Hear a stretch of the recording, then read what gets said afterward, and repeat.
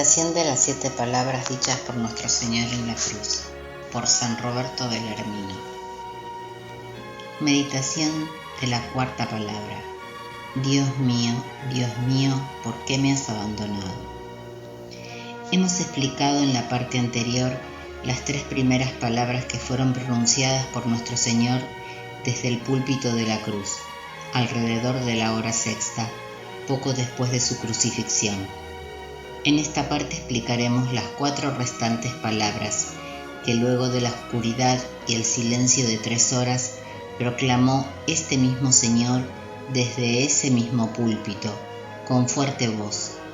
Pero primero parece necesario explicar brevemente cuál y de dónde y para qué surgió la oscuridad que existió entre las 3 primeras y las últimas 4 palabras. Pues así dice San Mateo: desde la hora sexta hubo oscuridad sobre toda la tierra hasta la hora nona. Y alrededor de la hora nona clamó Jesús con fuerte voz: Elí, Elí, lema sabactani. Esto es: Dios mío, ¿por qué me has abandonado? Y esta oscuridad surgió de un eclipse de sol, tal como nos lo narra San Lucas. Se eclipsó el sol, dijo. Pero aquí se presentan 3 dificultades. En primer lugar, un eclipse de sol ocurre en luna nueva, cuando la luna está entre la tierra y el sol, y esto no puede haber sucedido en la muerte de Cristo, porque la luna no estaba en conjunción con el sol. En segundo lugar, incluso si la luna hubiese estado en conjunción con el sol en ese momento de la pasión, la oscuridad no podría haber durado 3 horas, es decir, desde la hora sexta hasta la nona, pues un eclipse de sol no dura tanto tiempo, especialmente si es un eclipse total, cuando el sol está tan escondido que su oscuridad es llamada tinieblas, pues dado que la luna se mueve más rápido que el sol, según su propio movimiento, oscurece la superficie entera del sol por un periodo de tiempo breve solamente, y estando el sol constantemente en movimiento mientras la luna se aleja, empieza a dar su luz a la tierra. Finalmente, no puede ocurrir jamás que por la conjunción del sol y de la luna la tierra entera quede en tinieblas, pues la luna es más pequeña que el sol, incluso más pequeña que la tierra, y por lo tanto, por su interposición, no puede la luna oscurecer tanto al sol como para privar al universo de luz. Y si alguien sostiene que la opinión de los evangelistas se refiere solamente a la tierra de Palestina y no al mundo entero, es absolutamente refutado por el testimonio de San Dionisio, quien en su epístola a San Policarpo declara que en la ciudad de Heliópolis, en Egipto, él mismo vio ese eclipse de sol y sintió esas horrendas tinieblas. Y Flego, un historiador griego, gentil, relata ese eclipse cuando dice: en el 4º año de la 22ª Olimpiada tuvo lugar el eclipse más grande y extraordinario que haya jamás ocurrido, pues a la hora sexta la luz del día se trocó en tinieblas de noche, de modo que las estrellas aparecieron en los cielos.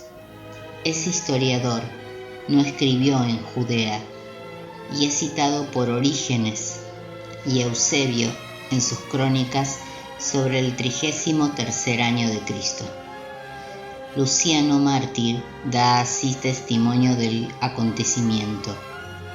Mira en nuestros anales y encontrarás que en el tiempo de Pilato desapareció el sol y el día fue invadido por tinieblas. A la objeción de que un eclipse de sol no podía durar 3 horas, de modo que por todo ese tiempo las tinieblas cubriesen la tierra, podemos responder que un eclipse natural y ordinario sería cierto que no pudiese durar ese tiempo, pero este eclipse, sin embargo, no estuvo regido por las leyes de la naturaleza, sino por la voluntad del Creador Todopoderoso, quien pudo tan fácilmente detener la luna como ocurrió ante el sol, sin moverse ni más rápido ni más lento que el sol. Y son varias las razones dadas por las que Dios deseó estas tinieblas universales durante la pasión del Señor. Hay dos especiales. Primero, para mostrar la verdadera ceguera del pueblo judío, como nos cuenta San León en su 10º sermón sobre la pasión. Y esta ceguera de los judíos dura hasta este momento, y seguirá durando según la profecía de Isaías. Pasemos ahora a la interpretación de las palabras del Señor. Elí, Elí, lema sabactani. Estas palabras están tomadas del Salmo 21. Dios mío, mírame, ¿por qué me has abandonado? Las palabras mírame, que aparecen en la mitad del versículo, fueron añadidas por los 70 intérpretes, pero en el texto hebreo solo se encuentran las palabras que nuestro Señor pronunció. Debemos resaltar que los salmos fueron escritos en hebreo y las palabras por Cristo pronunciadas estaban en siríaco, que era el lenguaje entonces en uso entre los judíos. Estas palabras, talita cum, muchacha, a ti te digo levántate, y efatá, ábrete, así como otras en el Evangelio, son siríacas, no son hebreas. Nuestro Señor se queja de haber sido abandonado por Dios y se queja gritando con fuerte voz. Estas dos circunstancias deben ser brevemente explicadas. El abandono de Cristo por su Padre puede ser interpretado de 5 maneras, pero hay una sola que es verdadera interpretación, pues en efecto hubo 5 uniones entre el Padre y el Hijo. Una, la unión natural y eterna de la persona, el Hijo en esencia. La segunda, el nuevo lazo de unión de la naturaleza divina con la naturaleza humana en la persona del Hijo, o lo que es lo mismo, la unión de la persona divina del Hijo con la naturaleza humana. La tercera, la unión de gracia y voluntad, pues Cristo como hombre era un hombre, lleno de gracia y verdad, como lo atestigua San Juan. Yo hago siempre lo que le agrada a él. Y de él lo dijo el Padre: este es mi Hijo amado, en quien me complazco. La cuarta fue la unión de gloria, pues el alma de Cristo gozó desde el momento de la concepción de la visión beatífica. La quinta, la unión de protección, a la que se refiere cuando dice: y el que me ha enviado está conmigo y no me ha dejado solo. Por tanto, la única unión que fue quebrada por un breve tiempo es la unión de protección, para dar tiempo a la oblación del sacrificio de sangre para la redención del mundo. En efecto, Dios Padre pudo en varias maneras haber protegido a Cristo y haber impedido la pasión. Y por este motivo dice Cristo en su oración en el huerto: Padre, todo es posible para ti. Aparta de mí este cáliz, pero no sea lo que yo quiero, sino lo que tú quieras. Y nuevamente a San Pedro le dijo: ¿piensas que no puedo yo rogar a mi Padre que pondría al punto a mi disposición más de 12 legiones de ángeles? Asimismo Cristo, como pudo haber salvado del sufrimiento su cuerpo, dice: nadie me quita mi vida, yo la doy voluntariamente. Y esto es lo que había profetizado Isaías. Finalmente, el alma bendita de Cristo pudo haber transmitido al cuerpo el don de la impasibilidad y de la incorrupción, pero le plugó al Padre y al Verbo y al Espíritu Santo que se cumpliese el decreto de la Santa Trinidad, permitir que el poder del hombre prevalezca temporalmente contra Cristo, pues esta era la hora a la que se refería Cristo cuando dijo a los que venían a aprenderlo: esta es vuestra hora y el poder de las tinieblas. Entonces Dios abandonó a su Hijo cuando permitió que su carne humana sufriese tan crueles tormentos sin consuelo alguno, y Cristo manifestó este abandono gritando con fuerte voz para que todos puedan conocer la inmensidad del precio de nuestra redención, pues hasta esa hora había soportado todos sus tormentos con paciencia y ecuanimidad que apareciese casi como libre de la capacidad de sentir. No se quejó de los judíos que lo acusaron, ni de Pilato que lo condenó, ni de los soldados que lo crucificaron.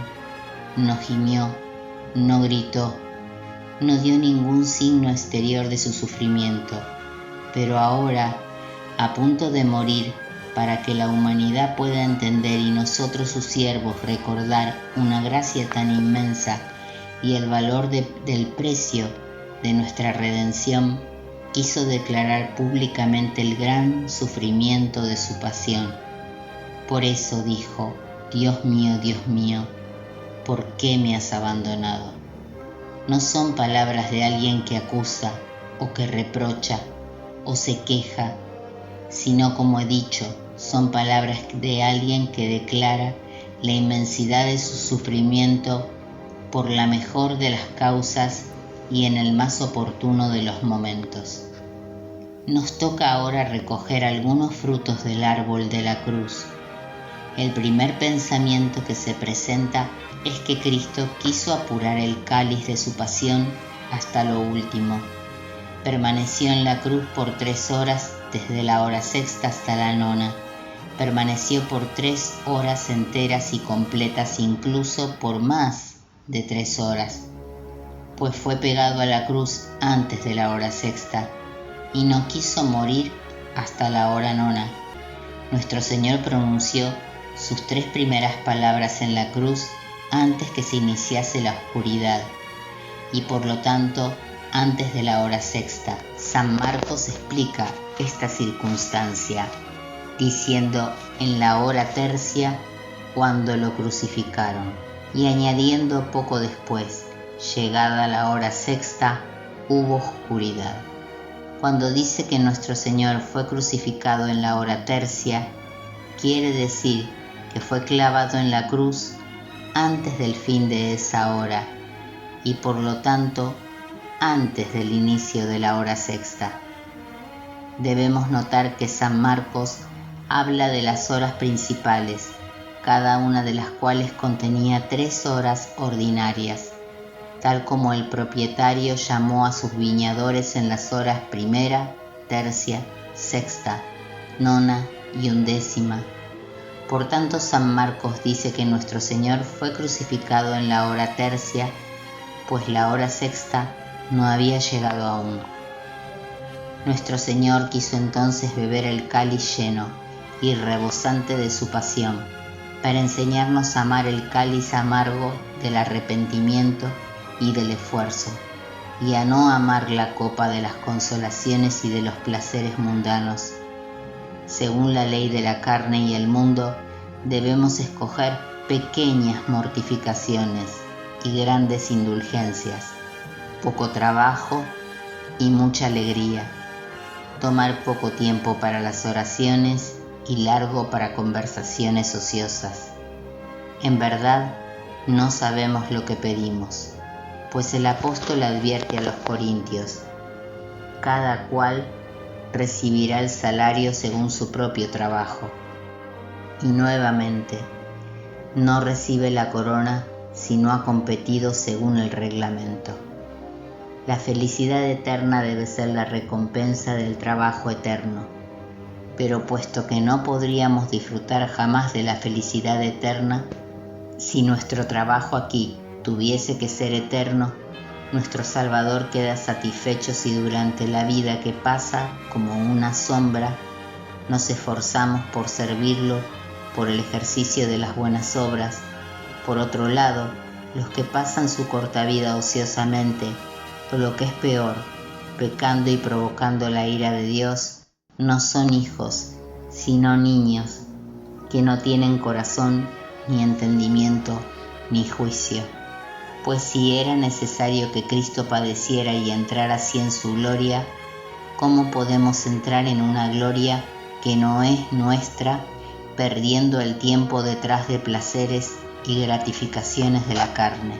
Si el significado del Evangelio fuera oscuro y pudiese ser entendido solamente después de un largo esfuerzo, tal vez habría alguna excusa, pero su significado ha sido puesto de modo tan sencillo con el ejemplo de la vida de aquel que lo predicó primero, que ni el ciego puede equivocarse en percibirlo, y la enseñanza de Cristo no ha sido ejemplificada solo con su propia vida, sino que han habido tantos comentarios a su doctrina al alcance de todos, como han habido apóstoles, mártires, confesores, vírgenes y santos, cuyas alabanzas y triunfos celebramos día a día, y todos estos proclaman fuertemente que no es a través de muchos placeres, sino a través de muchas tribulaciones que nos es necesario entrar en el reino de Dios.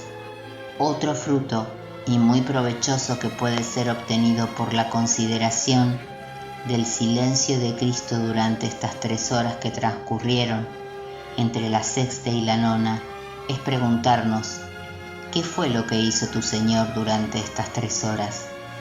El horror y la oscuridad universal habían cubierto el mundo, y tu Señor reposaba, no en una suave cama, sino en una cruz, desnudo, sobrecargado de dolores, sin nadie que lo consolara.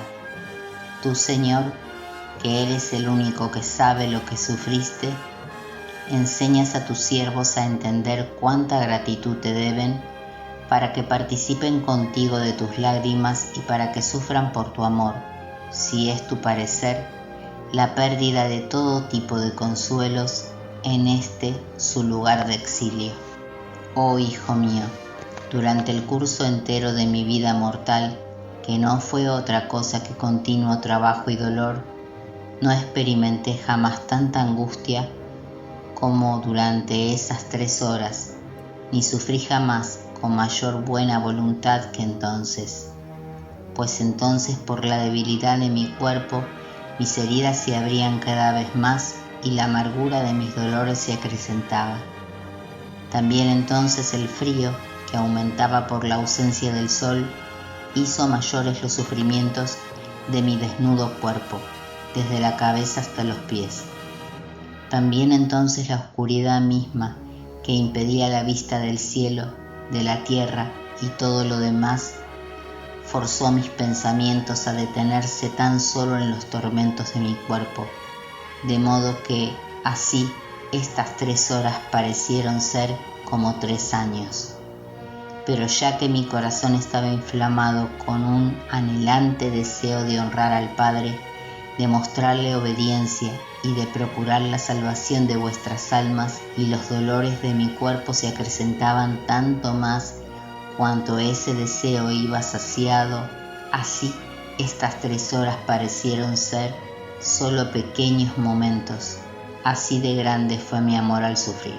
Querido Señor, habiendo sido ese el caso, realmente somos ingratos si tratamos de pasar 1 hora pensando en tus dolores, cuando tú no vacilaste en pender de una cruz por nuestra salvación durante 3 horas completas, en la aterradora oscuridad, el frío y la desnudez, sufriendo una incontenible sed y punzadas aún más amargas. Pero tú, que amas a los hombres, te pido me respondas. ¿Pudo la vehemencia de tus sufrimientos apartar por un solo momento tu corazón de la oración durante esas 3 largas y silentes horas? Pues cuando nosotros pasamos dificultad, y especialmente si sufrimos dolor corporal, encontramos gran dificultad para orar. Pero eso no ocurrió contigo, pues en un cuerpo débil tenías el alma lista para la oración. Efectivamente, durante esas 3 horas, cuando no salió una sola palabra de tus labios, oraste y suplicaste al Padre con el corazón, y oraste no solo con tu corazón, sino también con tus heridas y con tu sangre, pues había tantas bocas clamando por nosotros ante el Padre, como heridas había en tu cuerpo, y tus heridas eran muchas, y había tantas lenguas pidiendo por nosotros y rogando por nosotros ante el Padre, que es tu Padre y mi Padre, como había gotas de sangre cayendo al suelo.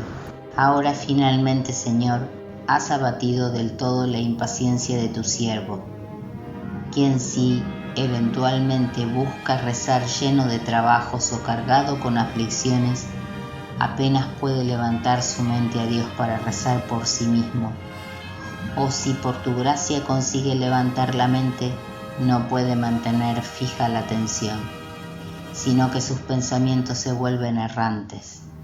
Por tanto, Señor, ten piedad de este siervo tuyo por tu misericordia, para que imitando el gran ejemplo de tu paciencia pueda caminar por tus huellas y aprender a desdeñar sus leves aflicciones, al menos durante la oración.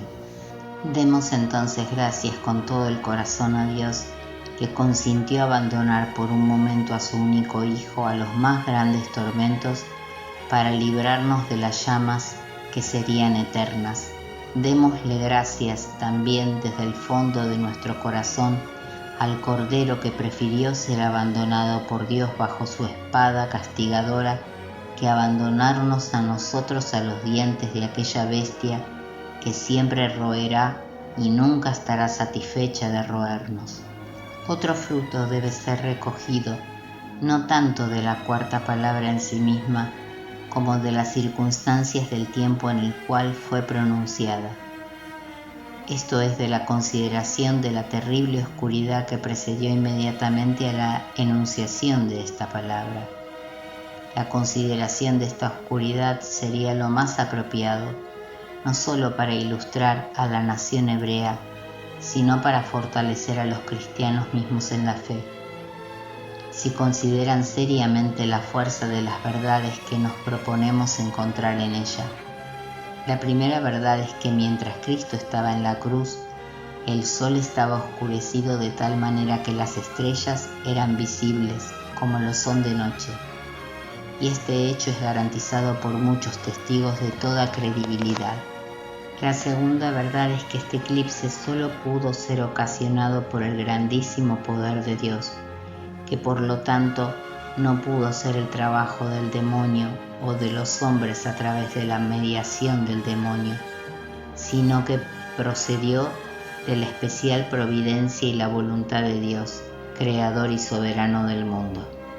La tercera verdad es que la pasión de Cristo fue la causa del eclipse que fue realizado por la especial providencia de Dios y es probada por el hecho de que la oscuridad ensombreció la tierra justo el tiempo que nuestro Señor permaneció vivo en la cruz, desde la hora sexta hasta la nona. La cuarta verdad es que una oscuridad tan terrible solo podría haber mostrado que la sentencia de Caifás y Pilato era injustísima y que Jesús era el Hijo único y verdadero de Dios, el Mesías prometido a los judíos. El quinto fruto que ha de ser cosechado por esta cuarta palabra es que en las tres primeras palabras Cristo, nuestro Maestro, nos ha recomendado tres grandes virtudes: la caridad para con nuestros enemigos, la amabilidad para con los que sufren y el afecto para con nuestros padres y familiares. Y en las cuatro últimas palabras nos recomienda cuatro virtudes ciertamente no más excelentes, pero aún así no menos necesarias para nosotros: la humildad, la paciencia, la perseverancia y la obediencia. Todos debemos luchar por estar íntimamente convencidos de que todo lo que sucede por suerte o accidente, ya sea una sequía excesiva, lluvia, pestilencia, hambruna u otras, no suceden sin la especial providencia y voluntad de Dios, y en consecuencia no debemos quejarnos de los elementos o de Dios mismo, sino considerar males de este tipo como un flagelo con el que Dios nos castiga por nuestros pecados e inclinándonos bajo su mano todopoderosa, soportar con toda humildad y paciencia. Dios será entonces apaciguado y derramará sus bendiciones sobre nosotros. Nos corregirá a nosotros sus hijos con amor paternal y no nos privará del reino de los cielos.